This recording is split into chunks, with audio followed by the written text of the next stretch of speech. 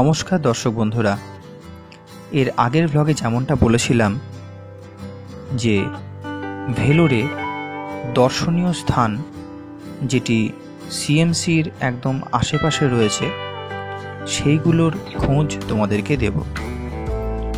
আমাদের হাসপাতালের কাজ বিকেলের মধ্যে শেষ হয়ে যাওয়ার পর কিছুক্ষণ বিশ্রাম নিয়ে আমরা ভেলোর শহরের আশেপাশে যে সমস্ত দর্শনীয় স্থানগুলি রয়েছে, যেমন জলকান্তেশ্বর মন্দির, মনসা দেবী মন্দির এবং ভেলোর ফোর্ট, আজকের ভিডিওতে তোমাদের সেগুলোই দেখাবো।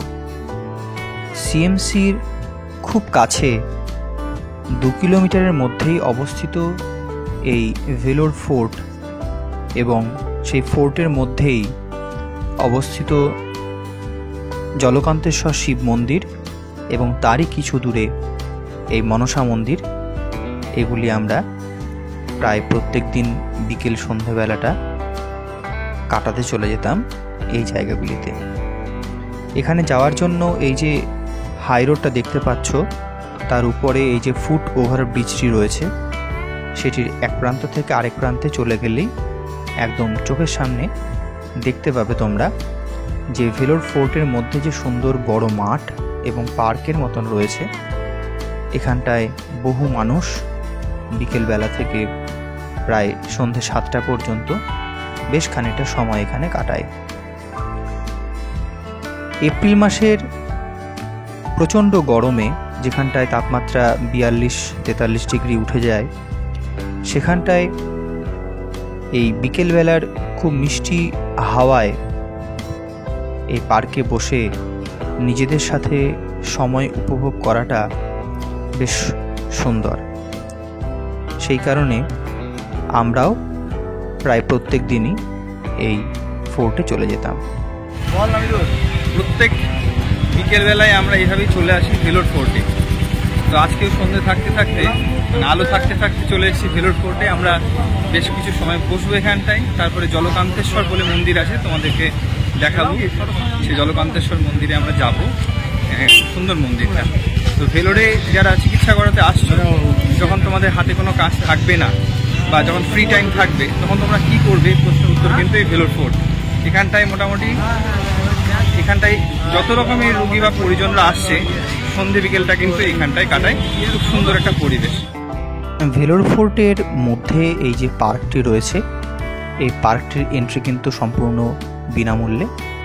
সন্ধে 7টা পর্যন্ত খোলা থাকে এই পার্ক। এই সামনেই এই ভেলোর ফোর্ট সম্পর্কে একটি ছোট্ট বিবরণ এখানে দেওয়া রয়েছে, তোমরা পজ করে চাইলে দেখে নিতে পারো।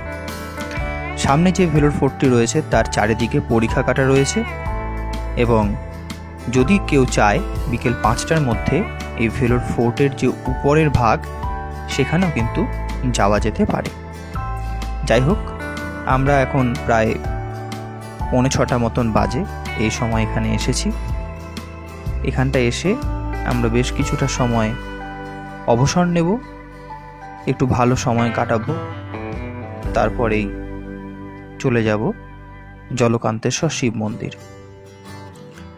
পশ্চিমবঙ্গ এবং বাংলাদেশ থেকে প্রচুর মানুষ সিএমসিতে চিকিৎসার জন্য আসে, সেটা তো তোমরা জানোই।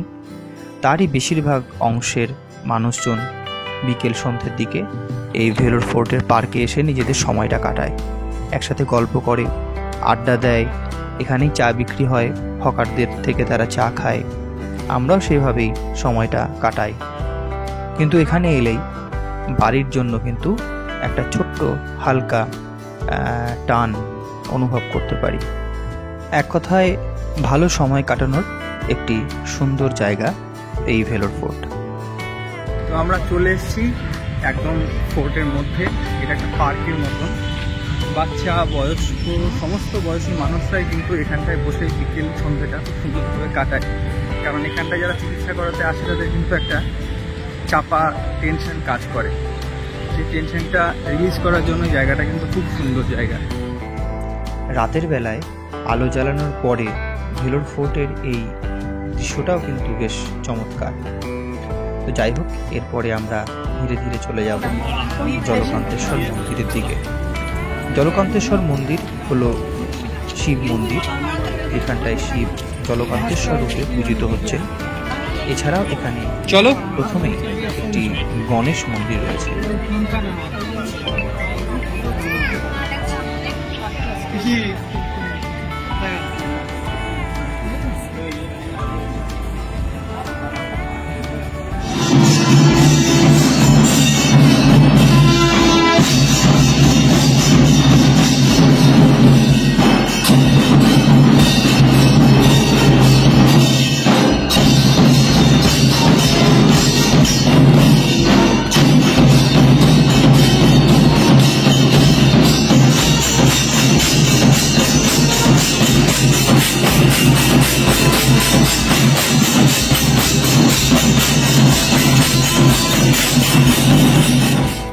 এইবার তোমাদের সামনে যে জিনিসটা দেখাতে চলেছি সেটা কিন্তু অনেকেই জানো না।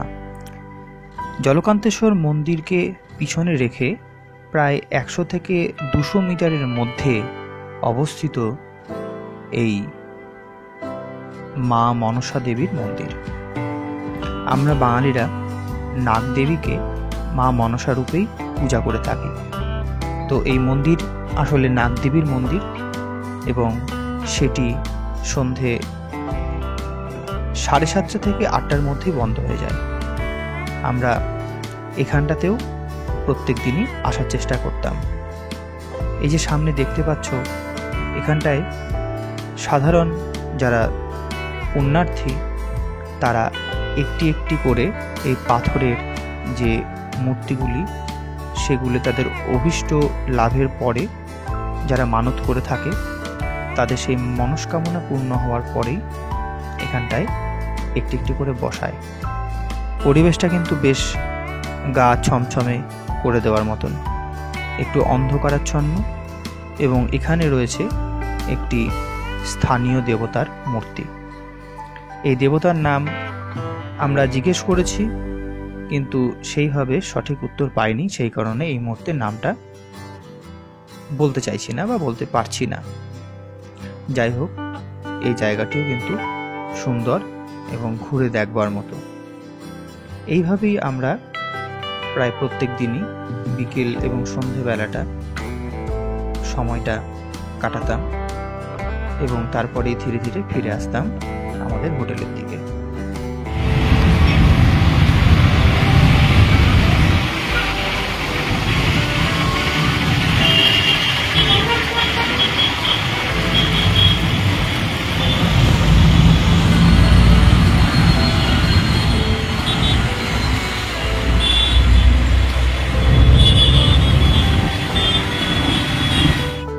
যারা ভেলোরে আসছো চিকিৎসা করাতে তারা কিন্তু সিএমসির খুব কাছাকাছি থাকা এই কয়েকটি দর্শনীয় জায়গা খুব সহজেই ঘুরে আসতে পারো।